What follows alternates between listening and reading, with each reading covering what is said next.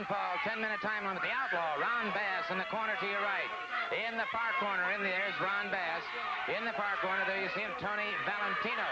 And again, this should be an outstanding match between two superior athletes. Valentino, the younger of the two, has a little less experience, but has tremendous desire. I've watched him compete before. He's an athlete through and through, so I would say, even though Bass does have the edge in experience and weight, that certainly you would have to rate this match as pretty close to a toss-up. Absolutely. But as you say, Bass does have just a touch more experience. But what he does have, Bass, is that shoulder power. He's been a power lifter. He's been an amateur wrestler. And as skinny as he can get, he's 280 pounds. Now, you notice now, a little awesome there. You notice when he had him against the ropes how he towered over this young man. And this man here is 6'2", what did you say, 240 pounds? Just 1 second, though, Mr. Soley. We'll have an interview with Mr. Hart. I know that you're supposed to take it. I would like to ask your permission. I've been talking to Hart. He's an idol of mine, and I would prefer it if you wouldn't mind for me to do the interview with him, Mr. Soley. After this match, you may do so, sir, because I frankly disapprove or disagree with his theory anyway, so you're welcome. Thank you very much. Side headlock now by Tony Valentino on the Outlaw, Ron Bass. Valentino and Bass. Good reversal there. Standing reversal into a top wrist lock and takedown. All right, Bass keeping his man tied up on the canvas now. Valentino will be seeking a way to escape if he can, and Bass now brings that heavy leg down across Valentino's arm, keeps him tied up. Notice how he's using his weight. He has a hold on the arm. At the same time, he was laying on the lungs there, exhausting the lungs, using his weight. That is brilliant wrestling on the part of Mr. Bass.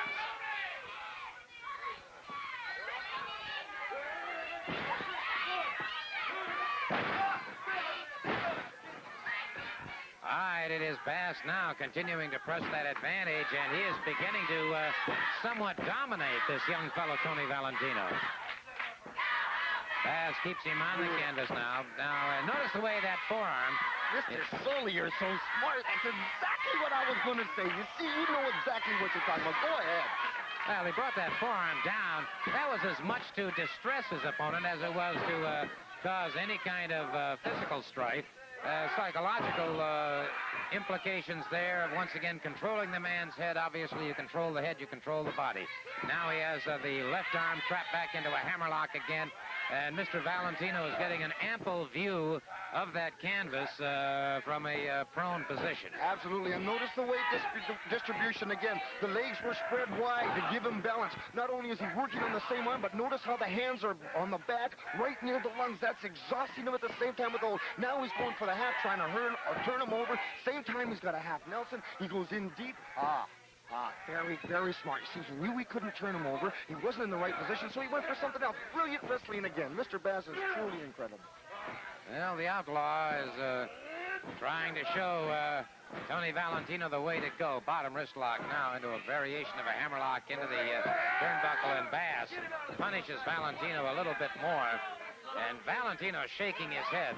I'm sure as much in dismay as he is just trying to clear up the thoughts that must be racing through his mind now, as to just exactly how is he going to rid himself of this man in the black trunks and also emerge out of this match victorious. Keeping the same hold, working in the same point. The pressure now is on the shoulder. This young man hasn't really got his head together. What he's done, unless he's doing this, Mr. Soley, there is psychology here. If he is just taking punishment, hoping to wear Bass out and then come on strong, but you can only take so much punishment unless you're RP. Indeed. RP, of course, I'm sure referring to Roddy Piper, and it is Bass continuing to press that advantage, a forearm across the back. And Valentino, if he's hoping for Bass to make a mistake, he's got some problems, because thus far, Bass's match has been relatively faultless. Truly has been. Control, complete control at all time. You hear him yelling at him just a little there, yelling at him, telling him just, he is the boss. He is the king of the castle right now. Notice pushing the face in the mat. What that is doing is just making him give up. That's all. He's going to say pretty soon, let me go home to mom.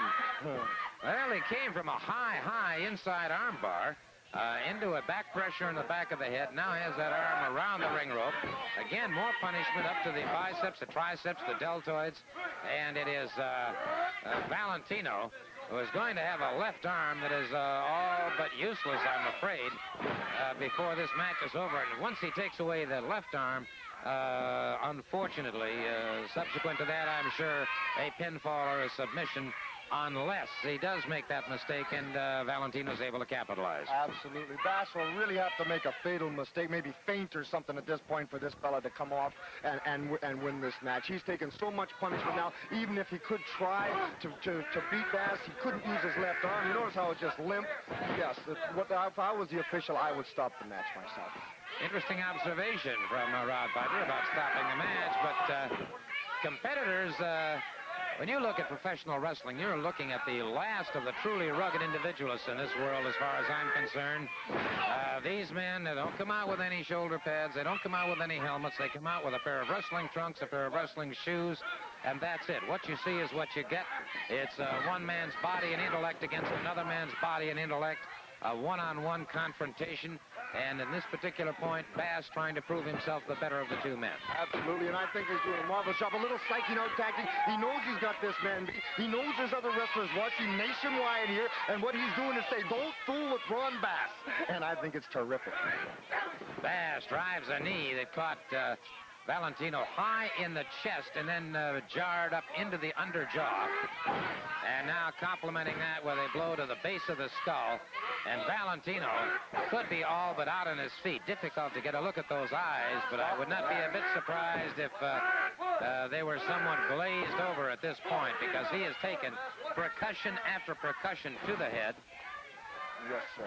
I would stop the match. This fellow's in trouble. He come out and he give it his best shot. And when we're talking about in trouble, we're talking about that fellow in the red trunks there now. Any common person, he could just eat your lunch, Jack. We're talking Bass is taking advantage and completely controlled a very talented wrestler who incidentally is trying to come back. It shows the spirit of this young fella. Valentino, but those punches from the one arm and hand just lacked authority. They did not have authority, so Bass's early attack taking its toll on the muscles and on the longevity of this man, Valentino. Again, he brings him up. There it is, that power slam. The Texas Stampede, if you will, by one Ron Bass, as he absolutely decimated this man, Tony Valentino. And Rod Piper over at ringside passing a comment or two as we see Bass again brings this man Valentino up. We're watching this in slow motion. There goes the Stampede. Powers down on him, all 280 pounds, catching him in the side of the rib cage, hooks the far leg, and certainly scores an impressive pinfall over a very, very fine, very capable opponent in Tony Valentino. Well...